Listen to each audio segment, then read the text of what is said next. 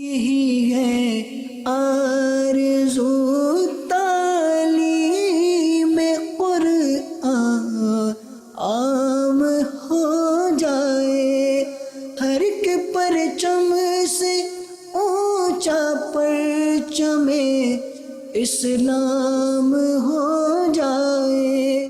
الحمدللہ رب العالمین والصلاة والسلام علی سید المرسلین، اما بعد فاعوذ باللہ من الشیطان الرجیم، بسم اللہ الرحمن الرحیم۔ الصلاة والسلام علیک یا رسول اللہ وعلی آلک واصحابک یا حبیب اللہ۔ الصلاة والسلام علیک یا نبی اللہ وعلی آلک واصحابک یا نور اللہ۔ مدنی چینل کے ناظرین، پروگرام قرآنی صورتوں کا تعارف، اس میں آپ کو خوش آمدید کہتے ہیں۔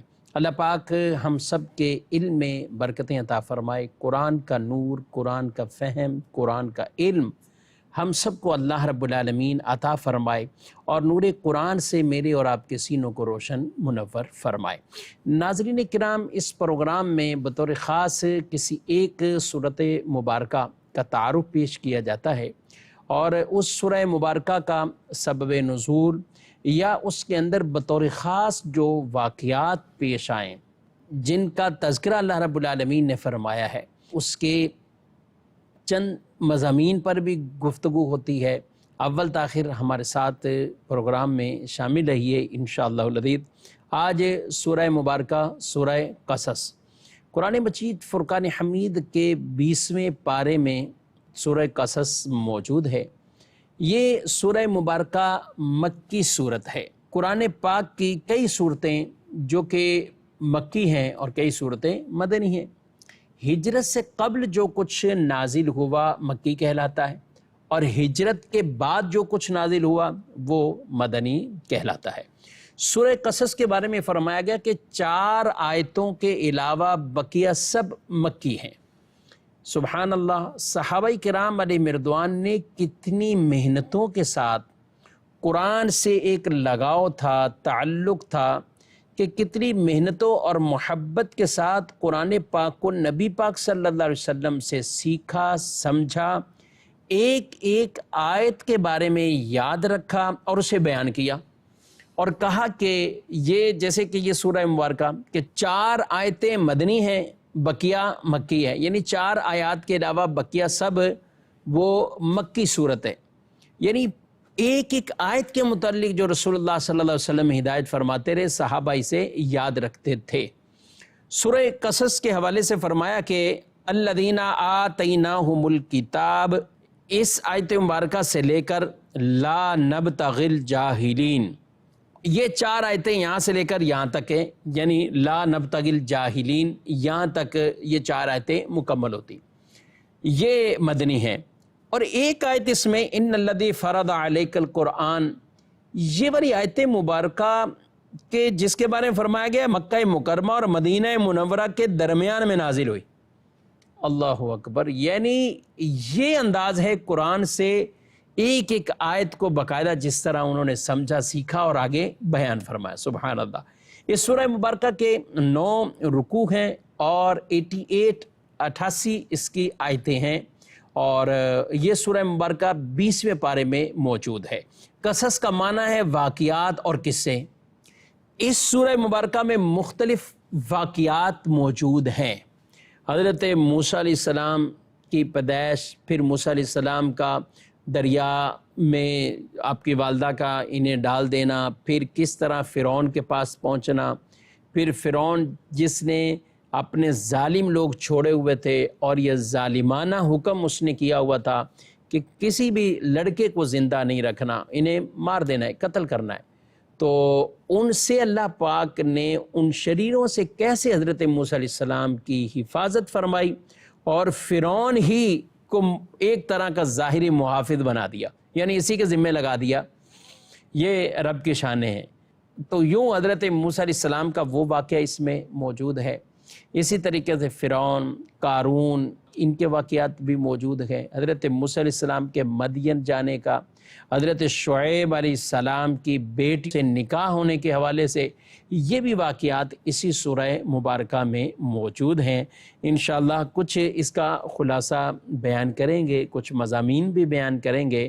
اب ہمارے ساتھ رہیں تو بڑھتے ہیں ہم مزید اس سورہ مبارکہ کے مضامین کی طرف۔ سورہ قصص میں جو بطور خاص واقعہ بیان ہوا وہ حضرت موسیٰ علیہ السلام اور فرعون کا۔ حضرت موسیٰ علیہ السلام اور فرعون کا واقعہ یہ کوئی پہلی دفعہ بیان نہیں ہو رہا، بلکہ سورہ قصص سے پہلے بھی تقریباً 19 بار یہ بات بیان ہو چکی، اور بعد میں بھی 17 بار علماء نے لکھا، تفاسیر میں بیان کیا کہ یہ واقعہ اتنی کثرت سے بیان ہوا۔ کیوں اتنی کثرت سے یہ واقعات، موسیٰ علیہ السلام، فرعون، یہ واقعات کیوں بیان ہوئے؟ ایک بات تو یہ ہے کہ نبی کریم صلی اللہ علیہ وآلہ وسلم پر یہ واقعات بیان ہوئے، وحی آئی، اور آپ نے انہیں مکہ کے لوگوں کو یہ واقعات بیان کیے، کیونکہ وہ لوگ یہ جانتے تھے کہ رسول اللہ صلی اللہ علیہ وآلہ وسلم یہ بظاہر دنیا میں انہوں نے کسی سے کچھ پڑھا نہیں ہے، کہ کسی کے شاگرد یوں نہیں ہیں، ان کو اسی اعتبار سے امی کہا جاتا ہے۔ رسول اللہ صلی اللہ علیہ وسلم کے ایک نام ہے، لقب ہے امی، یعنی بغیر پڑھے ہوئے، کہ مخلوق میں سے کسی سے آپ نے نہیں پڑھا، آپ کو آپ کے رب نے سکھایا پڑھایا، رب نے آپ پر علم اتارا، وحی کی، اور یہ ساری خبریں، واقعات، قصے یہ اللہ نے آپ کو بیان فرمائے۔ تو یہ آپ کی ایک رسالت، نبوت کی ایک بین دلیل۔ دوسری بات یہ ہے کہ مختلف طریقے سے یہود نے ان واقعات میں کئی چیزیں خلط ملط کی اور ان کو اضافہ کیا، کہیں کمی کی، کاٹ چاٹ کر کے عجیب و غریب طریقے سے۔ تو موسیٰ علیہ السلام کے ان واقعات کو جو نبی پاک صلی اللہ علیہ وسلم نے بیان فرمایا وہ وحی کے مطابق بیان فرمائے، کہ جیسے جیسے تھا ویسے معاملہ۔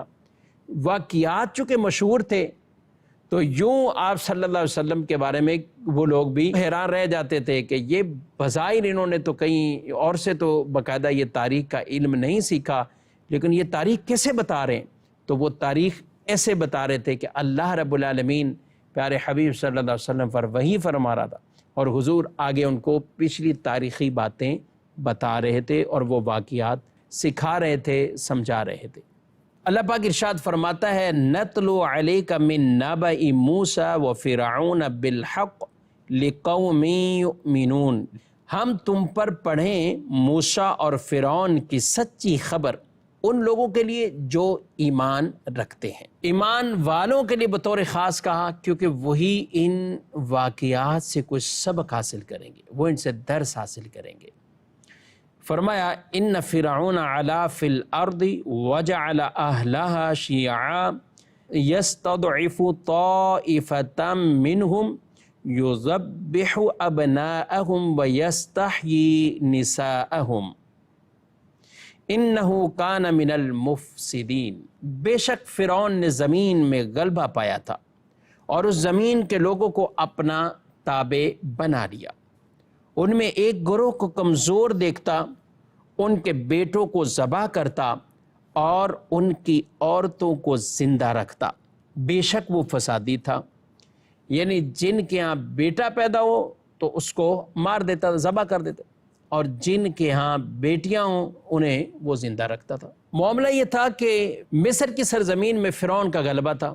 فرعون بڑے ہی غرور اور تکبر اور فخر کے اندر مبتلا تھا، اور یہ اپنا بندہ ہونا ہی گویا کہ بھول گیا تھا اور لوگوں کو اپنی عبادت کا کہتا تھا۔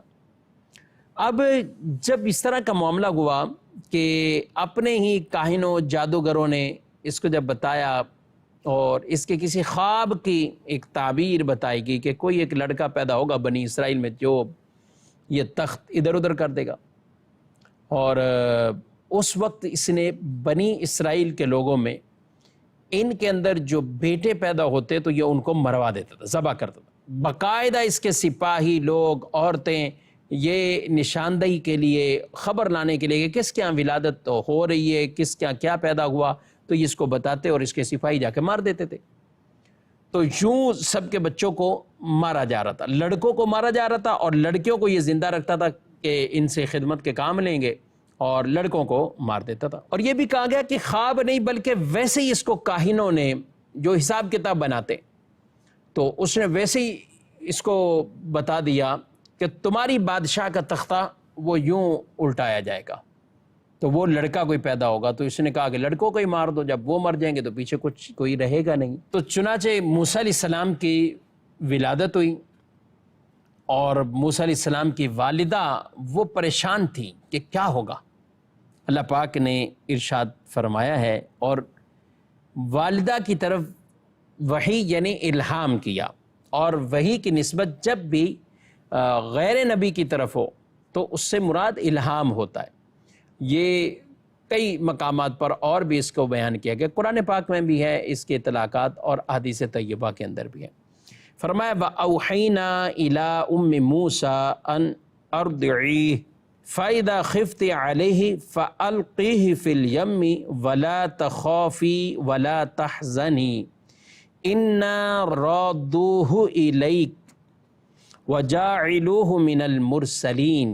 اور ہم نے موسیٰ کی ماں کو الہام فرمایا کہ اسے دودھ پلا، پھر جب تجھے اس سے اندیشہ ہو تو اسے دریا میں ڈال دے، اور نہ ڈر اور نہ غم کر، بے شک ہم اسے تیری طرف پھیر لائیں گے اور اسے رسول بنائیں گے۔ اس کا واقعہ کچھ یوں ہے، جب موسیٰ علیہ السلام کی ولادت ہوئی تو آپ کو آپ کی والدہ دودھ پلاتی تھی، اور یہ خبر موسیٰ علیہ السلام کی جو بہن تھی اس کے علاوہ کسی اور کو پتہ ہی نہیں۔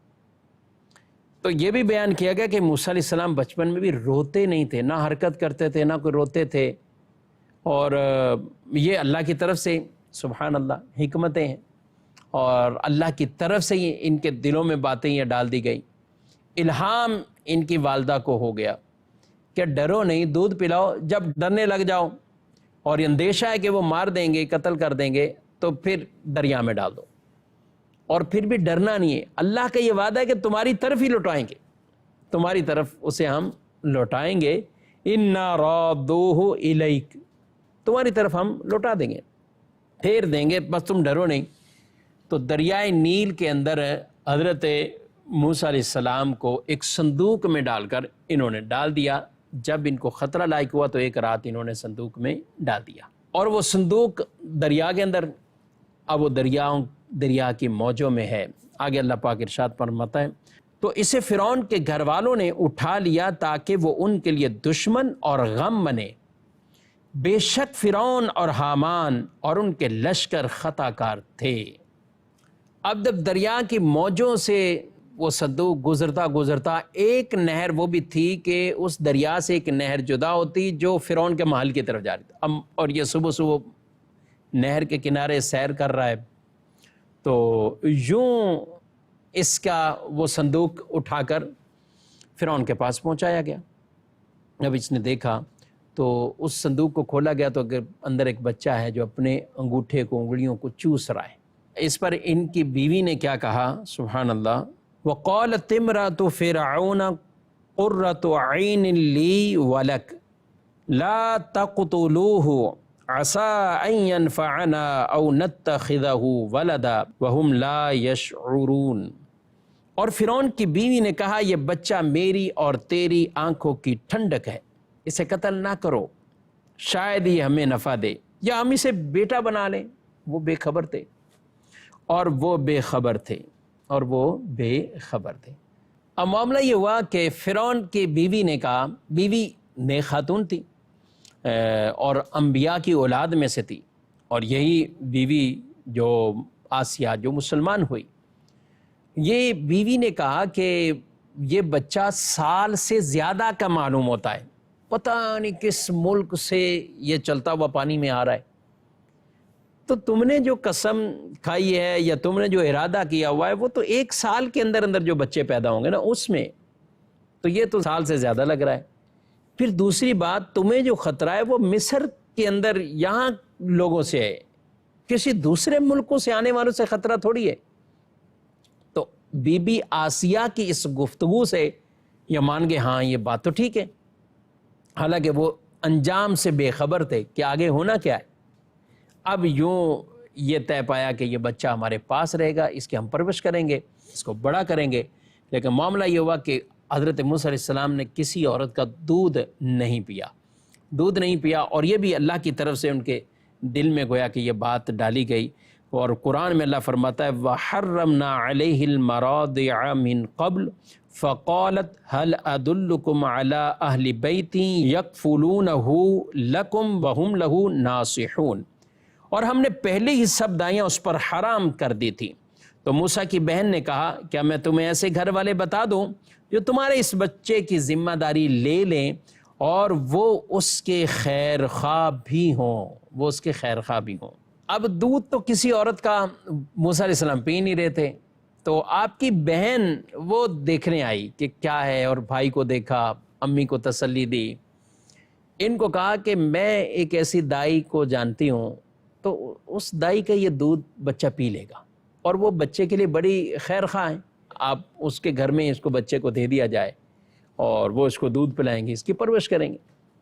تو یوں حضرت موسیٰ علیہ السلام کی والدہ کی گود میں یہ واپسی پہنچے، اور اللہ کا بتایا ہوا فرمایا ہوا وعدہ حق اور سچ، جس کو عینی طور پر آنکھوں سے دیکھا اور مشاہدہ کیا، ایک ماں کے لیے اپنے بچے کو دریا کی موجوں میں اتار دینا یہ نارمل بات نہیں، لیکن یہ رب کی طرف سے ایک الہام تھا، اللہ کی طرف سے ان کے ایک دل میں ایسی یقینی کیفیت تھی کہ ہم تمہاری طرف سے لوٹا دیں گے، دوبارہ تمہاری طرف یہ آ جائے گا۔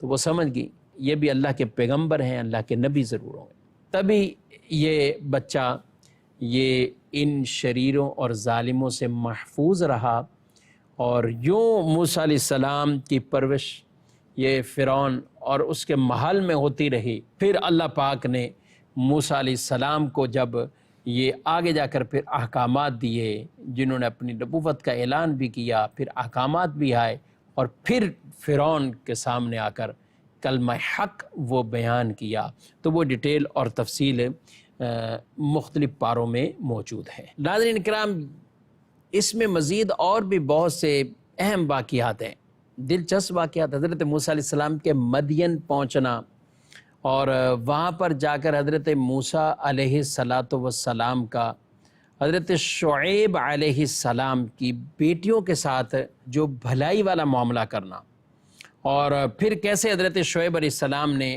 اپنی بیٹیوں سے ان کے نکاح کی بات کی، یہ واقعہ بھی موجود ہے۔ اس کے ساتھ ساتھ قارون کا واقعہ وہ بھی اس سورہ قصص میں موجود ہے۔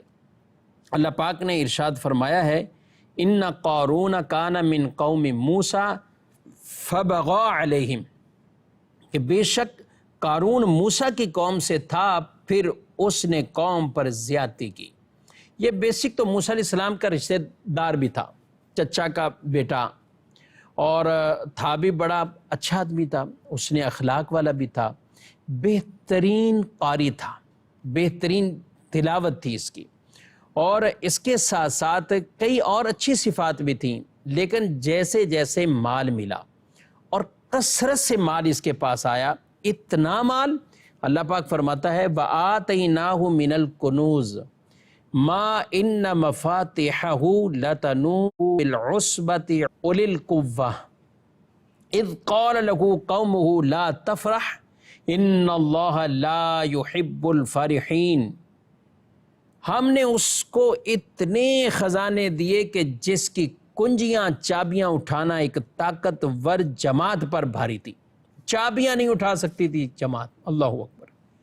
جب اس سے اس قوم نے کہا کہ اتراؤ نہیں، قوم نے کہا بھی اس پہ کوئی خوشی اور فخر نہ کرو، بے شک اللہ اترانے والے کو پسند نہیں کرتا، لیکن وہ فخر میں اور غرور کے اندر مبتلا ہو گیا۔ اب تھا تو یہ امتی تھا حضرت موسیٰ علیہ السلام کا، اور لیکن منافق یہ بھی بن گیا، منافق بن گیا کہ بظاہر ساتھ ہیں اور ساتھ نہیں بھی ہیں۔ موسیٰ علیہ السلام خرچ کرنے کا کہ یہ بخل کر جاتا تھا، اور لوگوں سے فخر، تکبر اور ظلم و زیادتیاں شروع کر دی۔ اسے کہا گیا کہ اپنے مال کے ذریعے صلہ رحمی کرو، خرچ کرو، صدقہ کرو، رشتہ داروں کو دو، لیکن یہ دوسری سمتی چلا گیا۔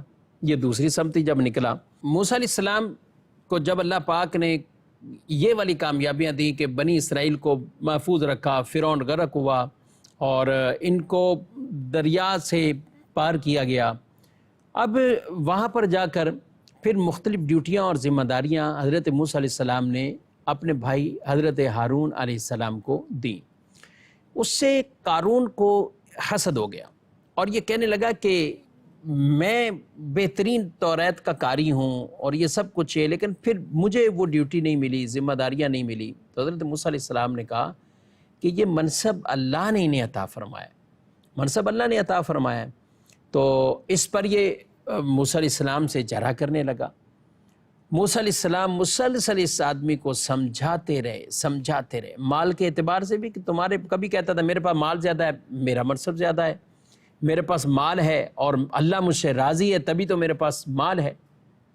تو مختلف انداز سے اس کو سمجھایا گیا کہ مال ہونا یہ رب کی رضا کی دلیل نہیں، رب کے احکامات کا آدمی تابع ہو جائے، اطاعت گزار ہو جائے تو یہ وہ بندہ ہے کہ جو اللہ کی رضا والے کام کر رہا ہے، رب اس سے راضی۔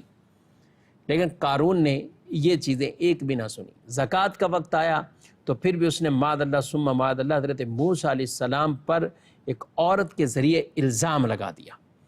تو یوں بھی حضرت موسیٰ علیہ السلام کو طرح طرح سے تکلیف بھی یہ پہنچاتا رہا۔ بالآخر قرآن مجید فرقان حمید میں اللہ پاک نے بیان کیا کہ اس کو دھنسا دیا گیا۔ فَخَسَفْنَا بِهِ وَبِدَارِهِ الْأَرْضِ، تو ہم نے اسے اور اس کے گھر کو زمین میں دھنسا دیا۔ فَمَا كَانَ لَهُ مِن فِيَةٍ يَنْصُرُونَهُ مِن دُونِ اللَّهِ وَمَا كَانَ مِنَ الْمُنتَصِرِينَ، تو اس کے پاس کوئی جماعت نہ تھی جو اللہ کے مقابلے میں اس کی مدد کرتی، نہ وہ خود اپنی مدد کر سکا۔ تو یوں قارون کو اس کے مال کے ساتھ ہی تباہ و برباد کر دیا گیا، زمین میں دھنسا دیا گیا۔ موسیٰ علیہ السلام نے اس کا مال بھی نہیں لیا، کہ کہیں ایسا نہ ہو کہ لوگ یہ کہیں کہ موسیٰ علیہ السلام نے اس لیے اس کے حوالے سے اللہ کی بارگاہ میں جو دعائیں کی، دعائیں ضرر بھی کی، تو یہ شاید مال لینے کے لیے، تو مال سمیت اس کو گرفت میں لینے کا کہا اور اس کو دھنسا دیا گیا۔ ناظرین کرام، مال بھی یہ سبب بنتا ہے کہ آدمی کو تکبر میں ایسا مبتلا کرے، کبھی کبھی انسان ایمانیات پر بھی سودا کر بیٹھتا ہے۔ اسی طرح اور بھی کئی اسباب ایسے ہیں کہ جس کی وجہ سے اس کا ایمان بھی ضائع ہو جاتا ہے۔ اللہ پاک عافیت سلامتی عطا فرمائے، ایسی چیزوں سے ہمیں بچنے کی توفیق عطا فرمائے۔ یہ واقعات یہ ہماری رہنمائی کے لیے، یہ واقعات یہ ہمیں نصیحت کے لیے ہیں۔ انہی واقعات سے ہمیں ہدایت، رشد کا نور حاصل ہوتا ہے۔ اللہ پاک اپنی اور اپنے پیارے حبیب علیہ السلام کی سچی پکی غلامی، اطاعت، فرما برداری والی زندگی ہم سب کو نصیب فرمائے۔ آمین بجاہ النبی الامین صلی اللہ علیہ وسلم۔ یہی ہے آرزو تعلیم قرآن عام ہو جائے، ہر ایک پرچم سے اونچا پرچم اسلام ہو